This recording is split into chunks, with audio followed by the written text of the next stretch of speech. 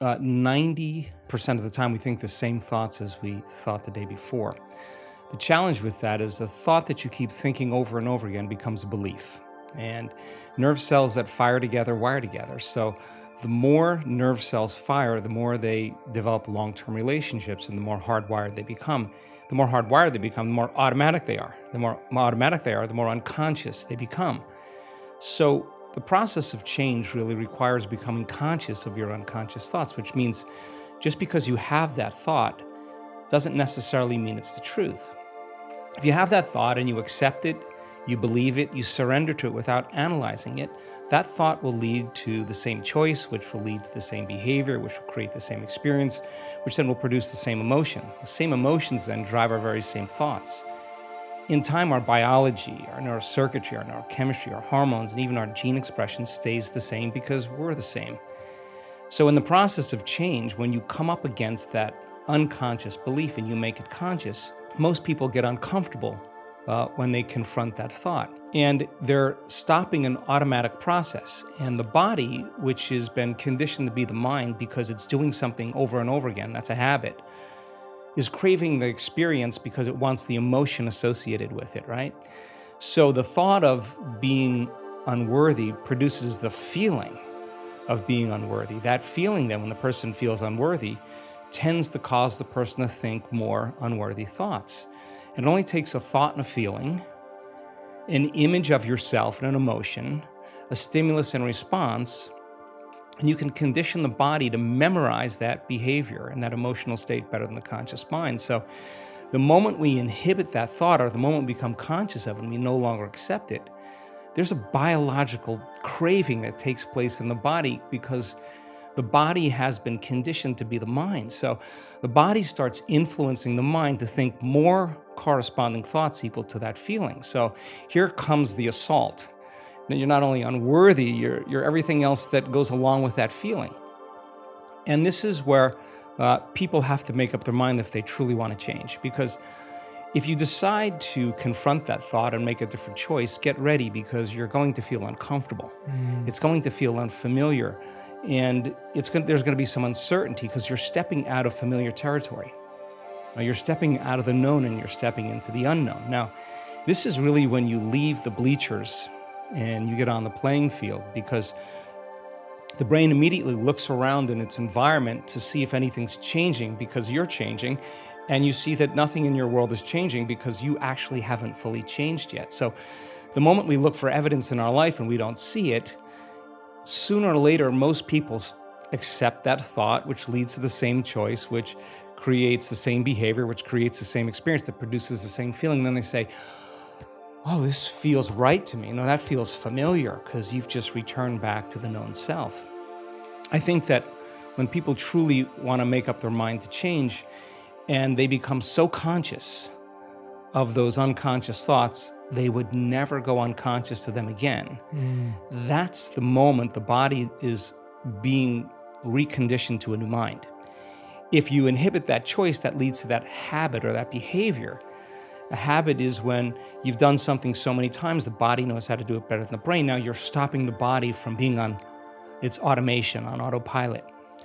And if the body's craving the feeling of unworthiness and you're stopping the body from feeling that way, and you're aware in your life how you speak, you're aware in your life how you're feeling, and you're checking in, you're saying, do I really want to feel this way?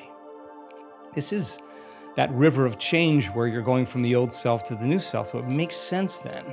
If those principles in biology work in that way, they could actually work in our favor. So if you said, okay, I'm going to sit down for a few minutes, I'm going to become so conscious of my unconscious self, my unconscious personality, that the victory today would not be going unconscious to those thoughts, behaviors, and emotions. Okay, let me get so familiar with them that I don't go unconscious. Okay, I got that down. Now, what thoughts do I want to fire and wire in my brain? And if a belief is a thought that you keep thinking over and over again, with intention and with attention, you'll switch on that prefrontal cortex and assign meaning to the act and start installing new circuits in your brain.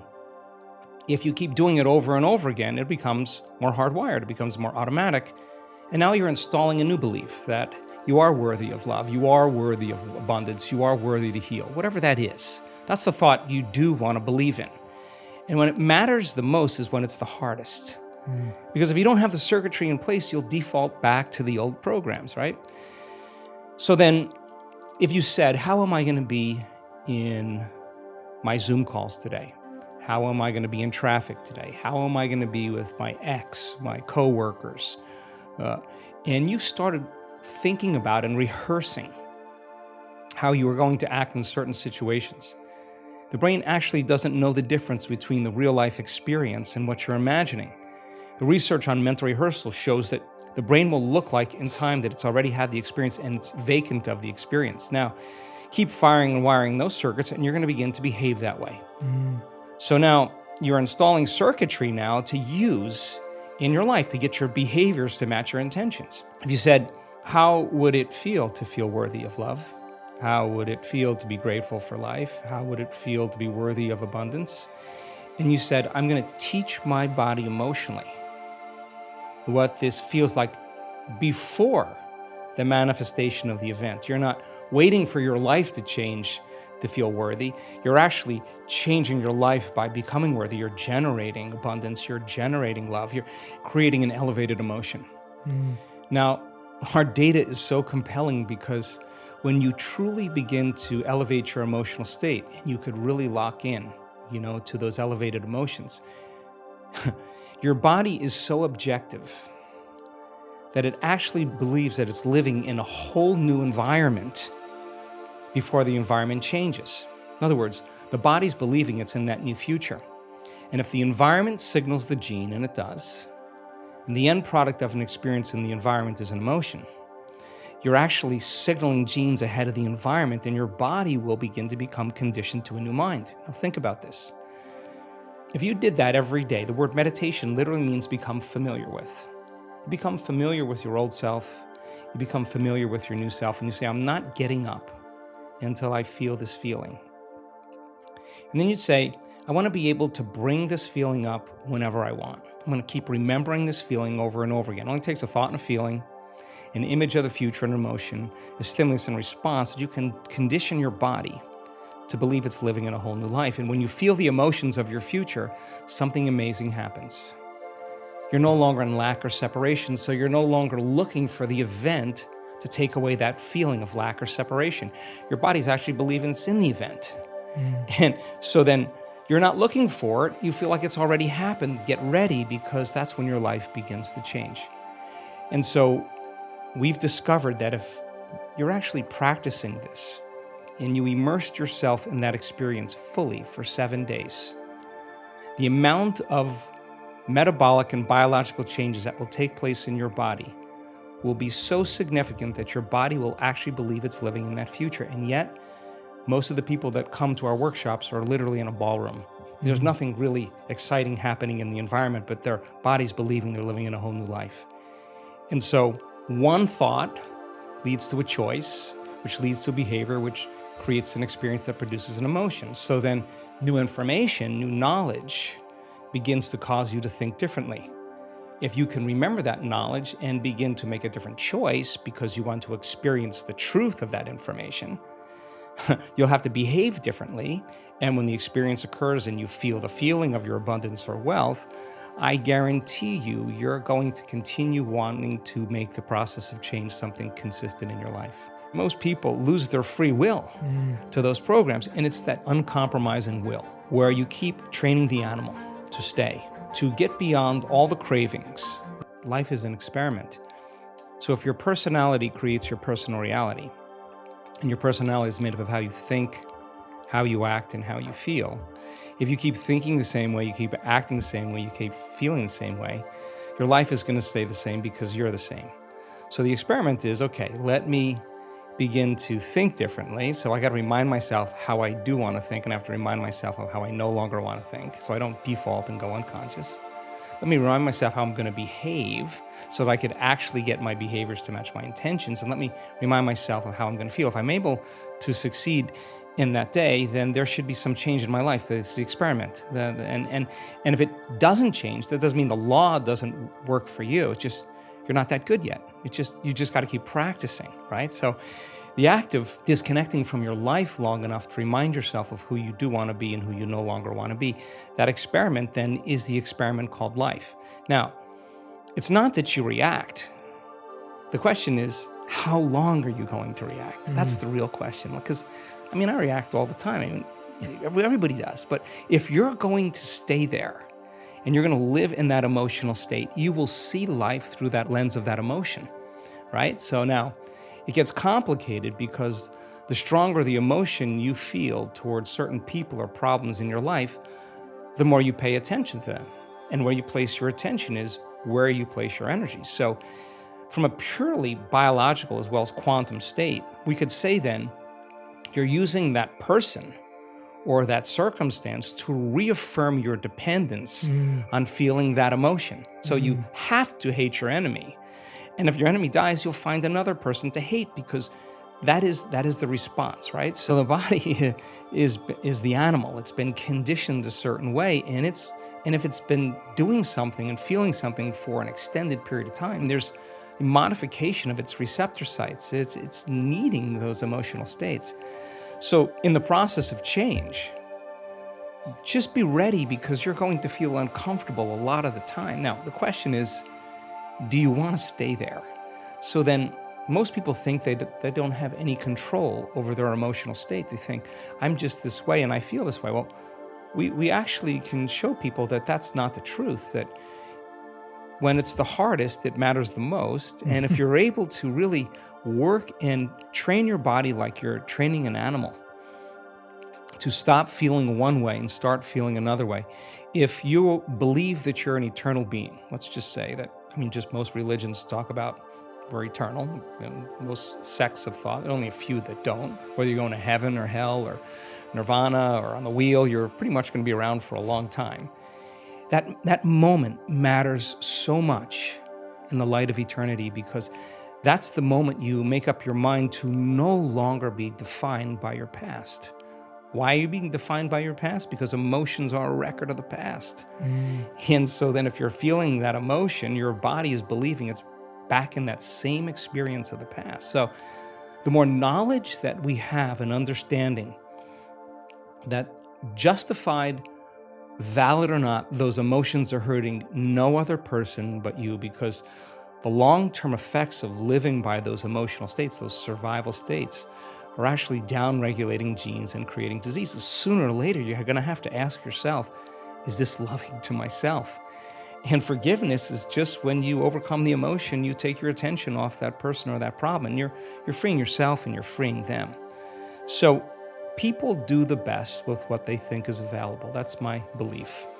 And if you're unaware that you can control your emotional states, you'll rely on something outside of you to do that, whether it's a computer game, whether it's a Netflix show, whether it's a drug, whatever it is that you need to make that feeling go away. You're dependent on your outer world. And I think that's a hypnosis. That's a conditioning. You teach people that you can actually regulate and change your emotional states.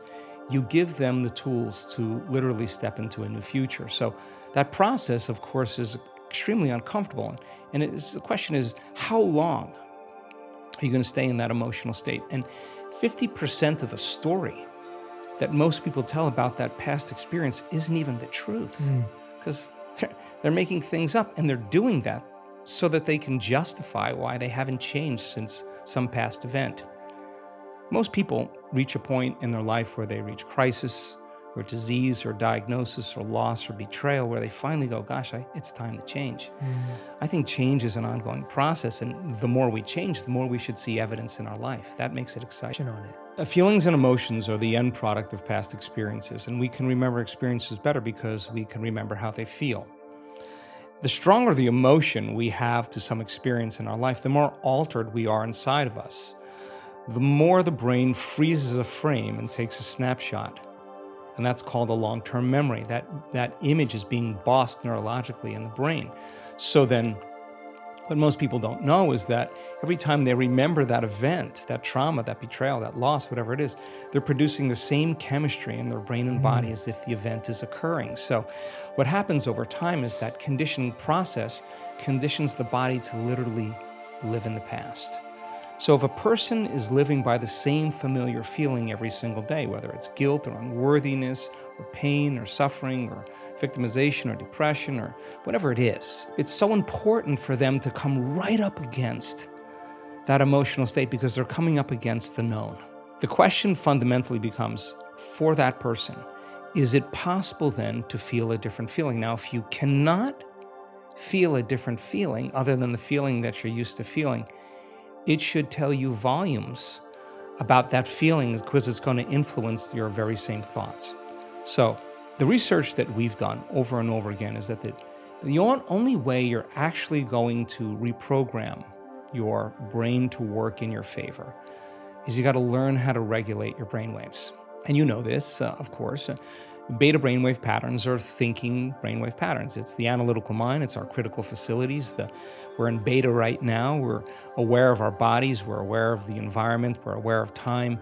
The neocortex is switched on. It's what plugs us into three-dimensional reality. It's the seat of the autobiographical self. There's a lot of circuits in there from things you've learned intellectually and things you've experienced in your life. So for the most part, it's a repository of the past, right? And so 90% of those thoughts that we think being the same thoughts as the day before tend to become like automatic programs, and they become more subconscious or more unconscious. So in order for us to begin to change those programs, we got to get into the operating system. And the only way we do that is we got to slow our brainwaves down in that thinking neocortex. The challenge for most people is they have so many demands in their life. They have so many emotional responses to circumstances in their life that they're living in a state of stress and living in a state of survival. In a state of stress and survival, you don't close your eyes. You got to keep your eye on the ball. You got to keep your attention on the outer environment. So their brains tend to work in a higher brainwave pattern, a mid-range or high-level beta brainwave pattern. And that's like driving your sports car in first gear. It's a lot of energy for the brain. So learning how to regulate and slow your brainwaves down is something that we've been very, very interested in. When you teach people how to do that, it could become a skill. And when the brain starts to relax and it moves into less of that chatter that takes place in your brain and more of kind of an imaginary state, the brain sees in pictures and images, it's more creative, we're moving into that alpha state. So now the door between the conscious mind and the subconscious mind opens up as we get beyond our analytical mind. And our analytical mind is actually what separates the conscious mind from the subconscious mind. So as you slow your brainwaves down, you get into alpha, you're entering the operating system. And that's where you can rewrite a new program. That's where you can rehearse a new script. That's where you can begin to plan your behaviors in an intentional way.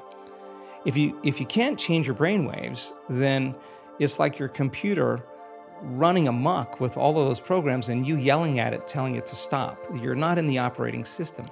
Some people can get to the point where they're so relaxed that the body's in a light sleep, and yet they're conscious and awake, and now they're in this theta brainwave pattern. And in theta, that's a hypnotic state. We're very suggestible to our thoughts.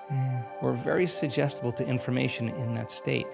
And that state then is where we see the most change take place. And so the person can literally change from the inside out when they learn how to get into the operating system. Yeah. So let's get real clear, because I think it's important for people to understand when we're talking about stress and we're talking about living in survival.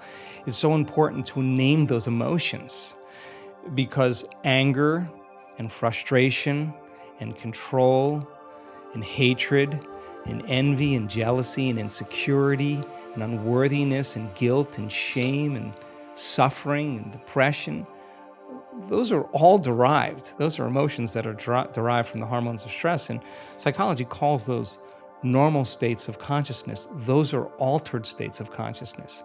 Because in stress, the physiology is that we're knocked out of homeostasis. We're knocked out of balance because we're perceiving some threat, some danger, some emergency. And so the stronger the emotion you feel to whatever stressor there is in your life, the more you pay attention to it. And so in time then, you have to keep your attention on all the important elements in your life. So you sit down to do a meditation.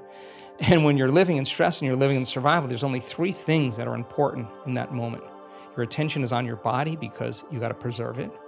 Your attention is on something in your environment. And what's in your environment? People, objects, things, places, and you're very preoccupied with time. And when you're in stress and you're in survival, the brain goes onto a default mode and it's naturally trying to predict the next moment based on what it's learned in the past. And so as you always try to forecast the future based on your memory of the past, you can't be in the present moment, right? And yet our model of change, what we discovered is that the only way a person can change is when they get beyond their body, they get beyond all the elements of their environment, and they get beyond that predictable future and familiar past, and they sink into the present moment, which is the unknown. So if you can't do that because of the hormones of stress, most people will sit down and they'll say, okay, I'm going to close my eyes. I'm going to start this process where I'm going to rehearse how I'm going to be today. And they start thinking about their cell phone. They start thinking about all their emails. And they start thinking, I can't meditate. There's something wrong with me. It's my mother's fault. And they actually believe that thought to be the truth. And then they get up and they actually reaffirm it and they say, I can't meditate. Now, I can tell you that if you are willing to see that thought as just a thought in your brain and you're curious what's on the other side of that thought, yeah, you're going to feel uncomfortable. But if you had some tools and skills to apply and you were able to take your attention off your cell phone and settle your body back down into the present moment, that would be a victory. And then your body would say, come on, you got to feel a little frustration now. You got to be impatient. You got to be judgmental. Come on, that's what you always think. That's how you always feel. And you, like an animal, you settle the body back down into the present moment and you tell it it's no longer the mind, that you're the mind. That's a victory. Then the body says, hey, dude, you're super busy. You got a lot of things to do. You got a lot of people to see. You got a lot of places to go. You got a lot of things to do. And you've been doing the same thing every day. Your body's going to want to get up and do something. You're going to want to quit because your brain's telling you that you can't do this. If you had the awareness to settle the body back down into the present moment, you would be executing a will that's greater than the program, because most people lose their free will to those programs. And it's that tedium in the beginning that is an uncompromising will, where you keep training the animal to stay, to take all of its attention off the environment, to get beyond all the cravings, the feelings, the habits of the body, the drives of the body, and catch yourself defaulting to that predictable future, bringing the body back into the present moment, siphoning energy back, your attention into the past based on those familiar emotions of the past. We've discovered that if you're willing to do that for just a few days, you could actually liberate an enormous amount of energy from your body.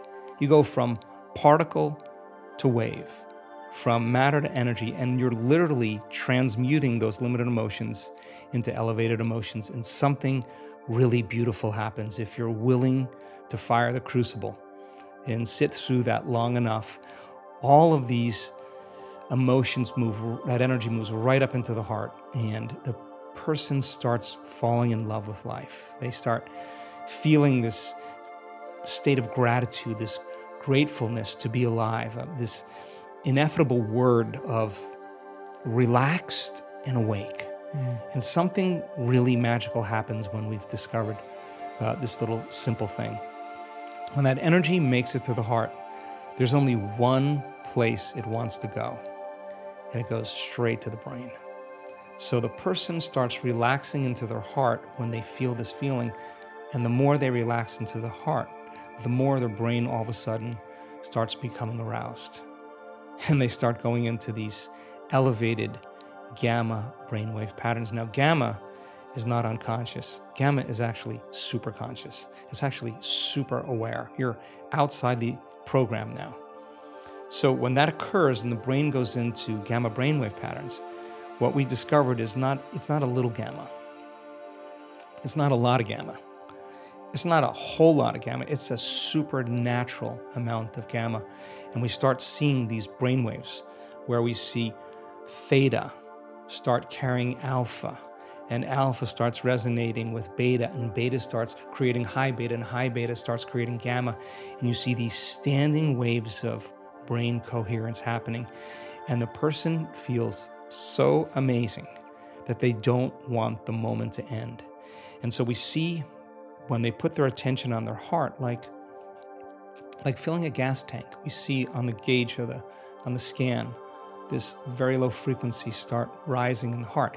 The energy that's the heart uses to function actually goes up because they're placing their attention there. And where they place their attention is where they place their energy. And then you see the parasympathetic nervous system come up with it. That's the nervous system of relaxation. And then we see it kind of drop. And we see the sympathetic nervous system starting to go up. And now sympathetic regulation is an arousal, right? But the arousal isn't fear. The arousal isn't hatred or aggression. The arousal isn't pain. That's the arousal created from survival. There's only one other arousal, and that's ecstasy. That's bliss. And the person all of a sudden feels connected to something greater. Now, here's the beauty. We could see people do this in 15 minutes. The most important takeaway around all of this is that feeling that they're feeling is not coming from anywhere outside of them. No person's doing that. No wardrobe change is doing that. No sports car, no football game. Nothing is doing it to them. It's actually coming from within. That is the moment they stop looking for it outside of them, and the love affair begins. And so when we start feeling these elevated emotions, these more selfless emotions, it's not like you have to try to forgive. It actually is the side effect of you changing your emotional state. You no longer want because you feel so whole. How could you want anything? So we started interviewing people when they had these moments, and they had such an incredible amount of love that they felt. We measured their oxytocin levels, their love chemicals were very elevated. The amount of gamma in terms of coherence was 200, 300, 400 standard deviations outside of normal in coherent gamma. Now, 3 standard deviations outside of normal in gamma is about 2% of the population. 200, 300, 400, a lot of energy in the brain. So the brain all of a sudden is receiving an enormous amount of energy. So we've discovered relaxed in the heart and awake in the brain. And that process of transformation is your willingness to sit past that thought, past that emotion, and keep training the animal. And sooner or later, you can recondition it to a new mind. And the system for this new mind and this journey that you're talking about is meditation. Like, this is coming through a meditative practice. Is that similar to the breathwork meditation practice that you just did research on, or is that totally separate? Wow. Okay. Yeah. Yes. So our week-long events are a full immersion experience. We've done the largest studies on meditation that have ever been done, just because we have a community of 1,800 people that come to an event that are going to be getting up at the same time, doing the same thing, pretty much making the same food choices, in pretty much a big laboratory, right? And so our discoveries in working with 1,800 people in measuring brain waves, their brain function before and after the event, measuring their gene expression before and after the event. We're measuring 2,882 metabolites in their blood. We're measuring DNA expression. We're measuring urine. We're measuring saliva. We're measuring the energy of the room. We're measuring everything. And meditation, in a sense that it's not in the traditional way. What we do is we look at what really works. We're actually looking to say, well, that's something that we can actually see a change in. So we teach meditation 3 ways: to become familiar with your old self and to become familiar with your new self. That's what the word meditation means, familiarization, to become familiar with. So we use that model for change. To slow your brain waves down and get beyond your analytical mind is meditation. And you teach your body how to do that. And we've discovered a formula that simply makes it very easy for people to do it. You practice it, you'll get good at it, just like anything else you practice. So to get beyond the analytical mind, there's another way to reprogram ourselves. And then meditation is really about getting beyond your body, or disconnecting from your body, disconnecting from your environment, and forgetting about time. And that is that eye of the needle where we begin to make the most significant changes. So we're data-driven. We're really looking to see what it is. And when we see brains respond in the same way, it helps me enormously to teach the material better. And so the more people understand what they're doing and the more they understand why they're doing it, the more naturally the how becomes easier. And nothing is left to conjecture, if nothing is left to superstition or dogma or even spiritual, traditional words. Use science as the contemporary language to demystify that process. You need to give people numerous times to overcome themselves and numerous times to connect. Sooner or later, you'll start watching transformation right before your eyes. And so one of the cool things that we've discovered is that we have so much compelling data to suggest that you're greater than you think, more powerful than you know, more unlimited than you could ever dream. We have compelling data to suggest that your nervous system is the greatest pharmacist in the world, that it makes drugs that work better than any drug in a drugstore. A drug study is about 18 to 25% cause and effect, causality. Our data is between 75 and 85% cause and effect. This is a person creating their own pharmacy of anti-inflammatories, their own pharmacy of anti-carcinogenic chemicals, their own pharmacy of pain relievers, who are seeing this over and over again. So we have this incredible data that says that this is no longer pseudoscience. This is really science. The side effect of a person's transformation has changed my belief in what's possible. I have seen people stand on the stage with stage 4 cancers that were in every single organ in their body that metastasized, and they have no sign of cancer in their body. And we have data that suggests that you put the blood of an advanced meditator and a uterine cancer cell, a pancreatic cancer cell, 70% of the mitochondrial function in the cancer cell is diminished. And the mitochondria is the energy packets of the cell. It's taking energy out of the cancer cell. It works perfect with what we're seeing with the testimonials that people are telling around the world. We've seen blind people see, we've seen deaf people hear, we've seen people with spinal cord injuries walk again, we've seen ALS change, we've seen all kinds of unbelievable health conditions changed by a person simply changing the way they think, the way they act, and the way they feel. And of course we have mounds of data, but let's see if I can say this as clear as I possibly can. When a person has that arousal, where they're feeling that elevated emotion, and their eyes are closed, they're in a room with 1,800 people. There's music playing in the background. They're not eating, they're not smelling, they're not tasting, they're not moving about and feeling. On some level, they're having an inner experience, right?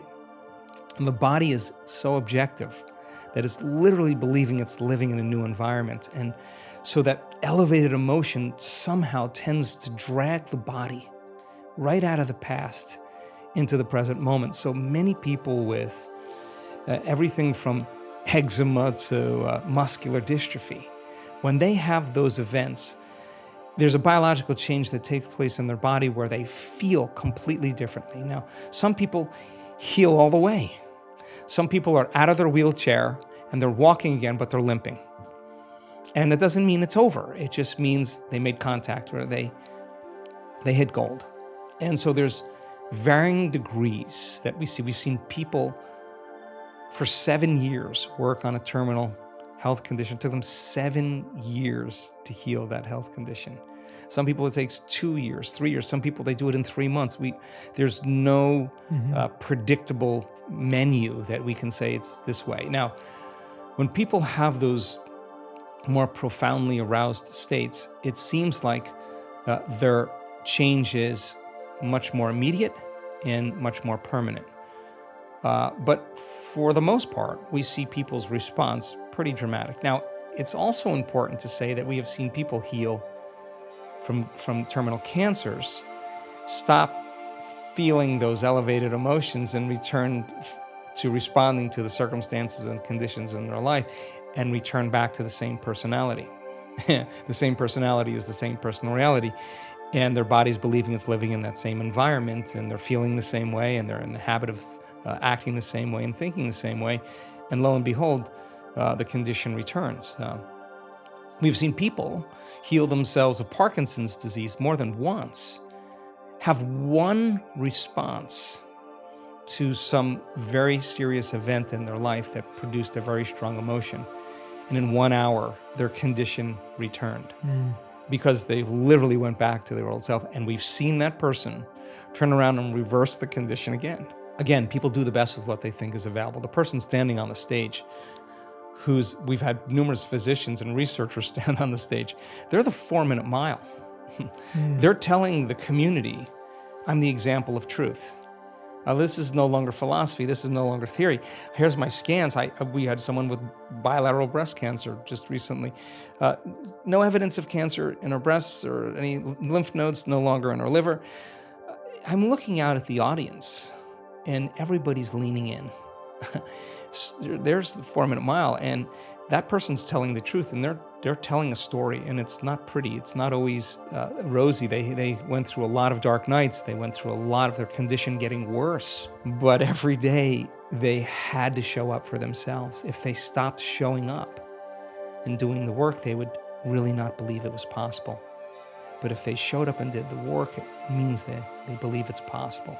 And I think when you believe in possibility, you got to believe in yourself. When you believe in yourself, you got to believe in possibility. So it used to be a few examples of that. Now we have so many great testimonials, so many great stories that now people, it's becoming infectious, just like a virus or any bacteria becomes infectious. Now health and wellness becomes as infectious as disease, and you get a community of people starting to break through, and you start seeing these changes where people stand on the stage. Invariably, you're going to see a very strong shift in consciousness, and consciousness is awareness. And if you're unaware that you could actually heal yourself, you'll make the same choice. Once you see it, I think it starts creating a brush fire, and that's really the exciting part. So we're seeing so many great testimonials that are undeniably great stories of transformation. And many of those people still no longer have their eczema, still no longer have their Parkinson's, still no longer have their cancer.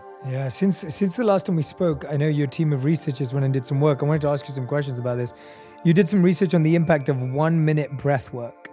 How does this impact our heart rate variability, and how does HRV impact our anxiety? Let's talk about heart rate variability, because it's an important thing.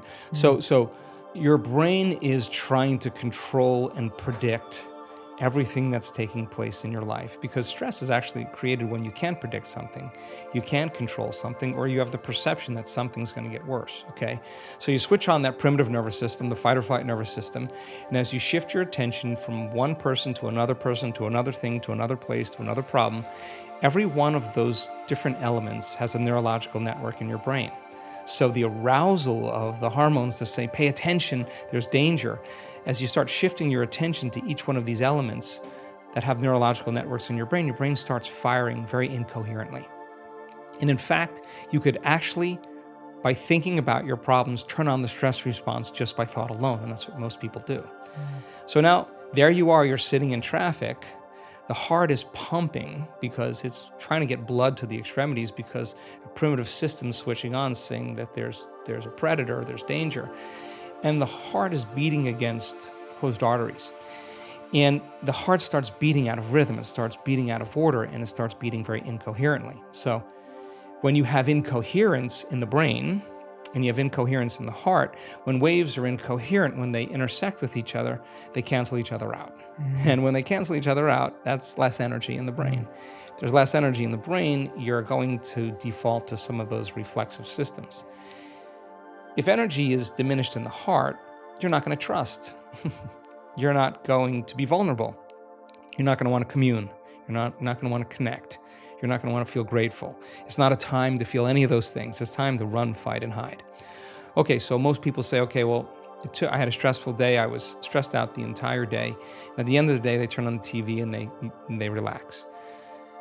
The important thing to realize is that if you're relying on something outside of you to change that emotional state, you'll become dependent on it. So is it possible then to begin to create more coherence in the brain? And the answer is yes, because when you're under the gun of those chemicals of survival, you're narrowing your focus on the cause. You hear something moving in the bushes, you freeze, and you narrow your focus.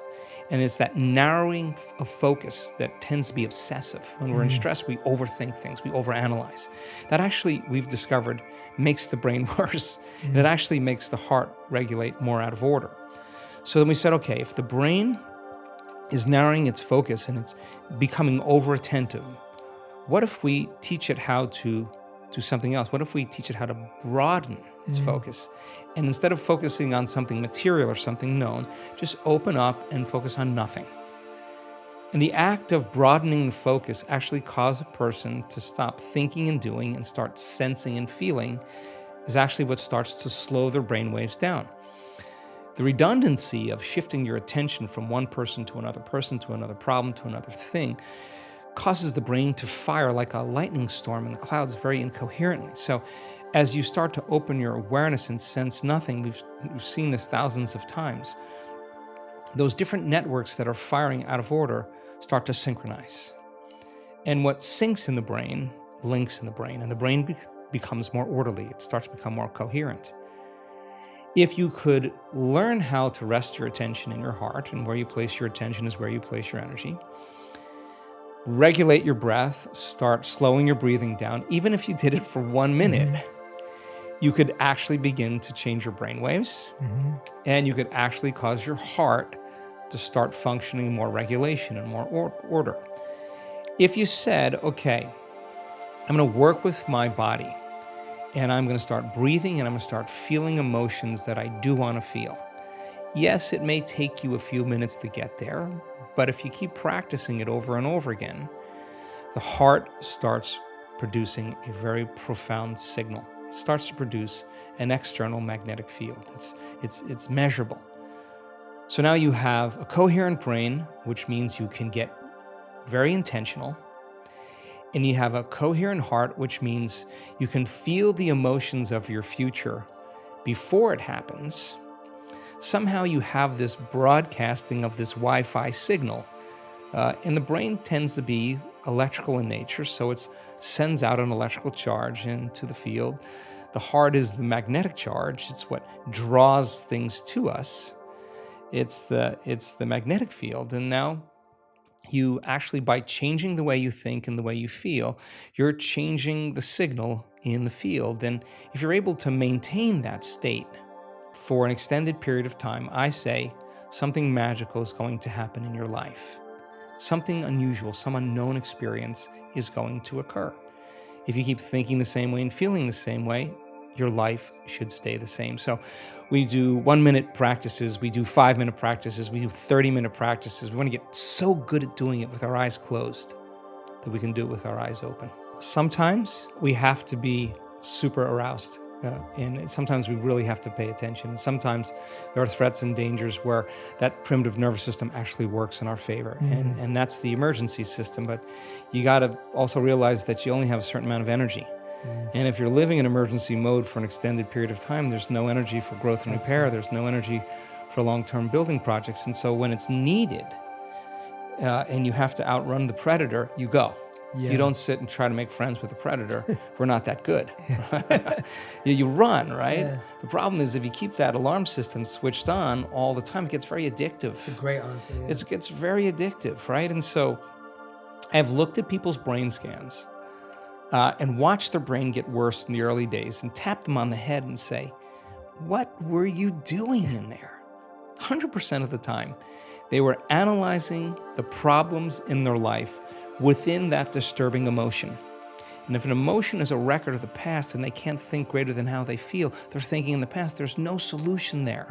Cross the river, get beyond the emotion, and you'll see possibility because you're no longer in the box of that emotional state. Now, that's so much easier said than done because you're going against thousands of years of programming of living in survival. I mean, 200 years ago, it wasn't easy being human. I mean, we're in survival all the time. I mean, famine, every disease. I mean, it was hard to be human. And so we have to lay down the very thing we used our whole life to get what we want for something greater to occur, and it goes against thousands of years of programming. It's not something that you get good at doing once. You got to keep practicing. So you really have two ways to look at it. If you're living in stress and you're living in survival and that system is switched on, then everything will be a threat. Everything will be a danger. Everything will be a reason to rush, to be impatient, to be frustrated, to be judgmental, because that's the consciousness, that's the emotion we're living by. So now you have a problem with a coworker, you have a problem with your partner, whatever it is that you used as an example, and you have to give a presentation. Now you really have one of two choices. Either be victimized by those conditions in your life and you stay in that emotional state, and I'll say to you, Jay, why are you that way? Well, I'm this way because of this person, this circumstance. That person or circumstance is controlling the way I feel and the way I think. Anything that controls the way I feel and the way I think, I'm victim to, right? Okay. Or I actually can be a creator now. Okay, so when it's the hardest, it matters the most. Okay, so there's going to be a story, a valid story that's going to go along with those emotions that you're going to have to give up, that you can address at another time from a different state. If you're altered in that state and you say something, you do something, you write the email, you send the text, you'll always regret it. You'll always say, I should have never said that. I should have never done that. We got to learn that we're in an altered state at that time. So there's only one of two choices. You either stay there the whole day and tell everybody that story, or you say, okay, let me take a moment. Remember that this is the experiment called life. Okay, let me practice getting relaxed in my heart. Let me slow the animal down. Let me practice that. Take a few minutes. Now, let me breathe. Let me get my state back. Let me change everything. Okay, let me remember who I am, who I want to be when I open my eyes, and let me practice that again. Now, even if you had to do that 10 times in one day, I would say it was a day worth living. I would say it was a day worth living. And when we do walking meditations, in our retreats, we're doing walking meditations so you can practice doing it with your eyes open. Yes. Like if you're going to be relaxed in your heart and awake in your brain, and you can do it with your eyes closed, okay, let's take it out for a test drive. Let me open my eyes. Let me pay a little bit more attention to my inner world. Let me practice feeling this feeling. Let me practice feeling this way, and let my brain do what it does. Let me get defined. Let me change my physiology. Let me change my state. Let me walk as the healed person. Let me walk as the abundant person. Let me walk as if my prayers are answered. Let me walk in this state. If I keep practicing that over and over, it's going to become a habit, right? Yeah. And so we hit it as many ways as we can. We have at least 7 or 8 different breaths that we do because we see how they all work in the brain. We have all kinds of meditations. We have sitting meditations. We have standing and walking meditations. We have laying down meditations because we want you to be able to do it with your eyes open, with your eyes closed, standing, walking, any way you can so that you don't default and return back to that person. Now, if you do default, you didn't fail. That's a program. You just went unconscious. And how many times do we have to forget until we stop forgetting and start remembering? That's the moment of change. No one cares how many times you fell off the bicycle. If you ride the bicycle now, you ride the bike. So it's the constant process every single day. And I think that sometimes we look for evidence in our life and it hasn't happened. And I think it's so important that we still show up. Yeah, because that's where you're changing the most. And when you get to that point where you could care less if it happens or not, because you feel so happy, so grateful for who you are, get ready because your life is going to begin to change in magical ways. I'm so proud of our community, not because they do the work every day, not because they're trying to be good or please anybody. They do it because they don't want the magic to really end. The experiment is too good. They're going to continue to be a creator in their life. So then when they change the way they feel and the way they think and they start seeing evidence in their life, they're going to remember what they did inside of them to produce that outcome, and they're going to believe they're creator of their life and less of the victim of their life, and that's empowerment. And you can't take that away from anybody. You can't tell me now you're too sick to do that. You can't tell me you're too old to do that. You can't tell me you had a horrible past, you're too out of shape. You can't even tell me that you never meditated before, because we have people that come, they know nothing, they get dragged by somebody, and they have the most profound experience because they're not expecting anything. And we have data that suggests that when you don't expect anything, you're going to have a profound moment. So everybody can do it. There's nobody that's so special to be excluded from this process. And we have had people that have had brutal pasts with abuse, with trauma. We've seen Navy SEALs and prisoners with horrible, horrible memories literally transform in 7 days. And I could say right now that you make the time every single day to decide who you're going to present to the world, and you get up as that person. You're going to fall a lot of times, but sooner or later, once you start to change, it's sometimes look, there's nothing wrong with the hormones of stress. I mean, that's the only way we could actually survive. We're part human, part animal, part divine. I mean, we have two things at work here. I think the biggest challenge for a lot of people, and 70% of the time, people are living in that state of survival, living in that state of stress. The more you understand what that actually does to you, the more you can make better choices on how long you actually do want to stay there. Here's an example. Many people who are changing a health condition in our work, they start to do the work, they start noticing, I'm sleeping better, I have less pain, I got my appetite back, I feel like I have more energy.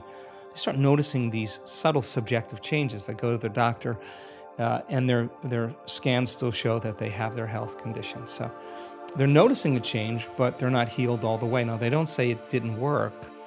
They say, what is it about me that I still have to change in order to heal? What thought, what behavior, what emotion? So they're a work in progress, right? Many of those people discover that they have one really good hour of meditation where they feel connected, they feel like their heart is opening up, they feel like their brain is coherent, they feel really great, they don't want the moment to end, and then they spend 15 or 16 hours of their day back in a program, rushing around, back in their emotional states, responding and reacting, and they realize that how could 1 hour of an elevated state weigh against 15 or 16 hours of my response to everyone and everything in my life emotionally is derived from those familiar emotions of fear or anger or hatred or pain or suffering, whatever. Okay, so now this is where the practicum actually goes to the next level because they're no longer just sitting down and rehearsing who they want to be. They're actually rehearsing for their life. They're saying, okay, when I see that person, when I'm in that circumstance, I can't go unconscious and feel this emotion, and I can't go unconscious and say these things or act this way. How am I going to act? What would love do? What would greatness look like? They don't know. They read about it. They get more information, and they're building this model, and now all of a sudden, their response to people, to circumstances, to problems in their life are changing. That's because they're changing. Then they notice that their health condition starts to improve a little bit more. Now they don't say, how come my Alzheimer's or my Parkinson's or my ALS hasn't healed? They're saying, how much more can I open my heart in my day and feel this with my eyes open all day long? If I understand that if I live by these emotions, I'm signaling genes ahead of the environment. Ooh, I'm going to stay in this state because it's this emotional state that is actually going to heal me. So I got to remember this feeling. I got to remember this feeling. I got to remember this feeling. And now they're no longer trying to remember the feeling just for any other reason, but because they want to remember the feeling when they're with their eyes open. Now they're understanding that the more that they change, the more that their health changes. And you can have the best diet, and you could do the best exercise, and you could be really rigid in the food choices and vitamins and minerals, and keep your body chemically balanced and physically balanced. But if you're not emotionally balanced and you're constantly in that fight or flight system, stress is when your body's knocked out of homeostasis. The stress is when your brain and body are knocked out of balance. So you could have all those things working for you, but if you are living in fear, or you're controlling and you're rigid and you're perfectionist and you're hard on yourself, it's going to make sense that is going to have to change in order for you to change, right? And so people start getting it. That's the only way I'm going to change. If I don't change, it's not going. I mean, I'm constantly. Yeah, it's constantly. Yeah, it's not once. I'm constantly. I mean, 95% of who we are by the time of middle age is a set of unconscious thoughts, behaviors, and emotions. I mean, those are beliefs and perceptions that we have about ourselves and our lives. So, I mean, this is a never-ending process of self-discovery. I mean, there's always challenges that you'll have in your life that are going to initiate you into becoming conscious of what you're unconscious to. Yeah. And you got to meet those challenges from a greater level of consciousness than the consciousness that's created. And you can't, if you don't, your response in the way you feel and the way you think being the same, and if you believe that how you think and how you feel creates your life, if you don't change the way you think and the way you feel, your life's going to stay the same because you're the same. I mean, that's the way it works. So fundamentally, it's so important for people to understand that it is actually possible to change. It really is possible. It is, yeah. I love that you keep repeating that, because it's I think that's the hardest part, where you've just, again, the broken record is, I can't change, nothing will change. And not realizing that it's just a set of habits, it's just a set of routines that you've adopted as your reality. And you're going to be uncomfortable, so get used to it. Yeah. And so you could either stay uncomfortable, or you could actually say, how do I want to feel? Instead of memorizing this emotion, let me memorize this emotion. Yeah. Let me open my heart when it goes against everything that I've been taught and programmed to do. I mean, and that's really when it really begins to matter the most. So it's really an exciting time, and I'm so happy to see that people are wrapping their minds around all of this and doing it for themselves. Absolutely. Have you found a difference, and I want to get a bit more technical here, have you found a difference between meditation with breath work and without breath work? Because I know you do both. And what do you find is the usefulness and benefits of either? So we do so many different types of breath for so many different types of reasons. The breath that we were talking about with Inspire, pulling the mind out of the body, we do that breath to take that creative life force that sits at the base of the spine, that energy that can create another life form. The energy we use to digest a meal, the energy that we use to run from a predator. We're taking all that energy that's stored in the body emotionally, and we're pulling that energy back up into the brain. If you practice this breath repeatedly, there will be a release of energy into the brain. We have the data to show that you're going to have a lot more energy in your brain. You're going to be way more coherent in your brain, and you're going to be more conscious, right? And so why is that important? Why? Because when you regulate your brain waves, we don't want you to fall asleep. We want you to actually be really relaxed and awake at the same time. So we do this one breath called pulling the mind out of the body. That's the Inspire series, where we're taking all that creative energy and we're with the breath, pulling that energy right up to a specific area of the brain. When you do that properly, your brain will go into an altered state. That's the reason why we do it. Then we do all kinds of other breathing, like breathing to change the heart rhythm. Sometimes when we're doing a laying down breath, when we're practicing getting into that mystical state, just when the audience is just starting to move into a slower brainwave state, we'll do a very forced inhalation, exhalation, over and over again, like a hiker's breath, only so that the person feels euphoric. And so euphoric that they don't want to fall asleep. And they'll move into a slower brainwave pattern, and the door between the conscious mind and the subconscious mind opens. And many times there's a mystical experience waiting for that person that's transcendental. So we do all kinds of different breathing techniques because we have different intentions behind each one of them. If people want to dive into those, where should they go if they want to kind of grab some of those techniques or get access? Are they only at the events? There's an online course that we offer called the Progressive Workshop. Great. In the Progressive Workshop, we teach a few of those breaths. And if you come to a week-long event, you'll have an opportunity to do all of them. And we start at 6 a.m, we finish at, I don't know, Cancun, the last one we did, I think we finished at 8 or 8:30 every night. It was just a great group of people.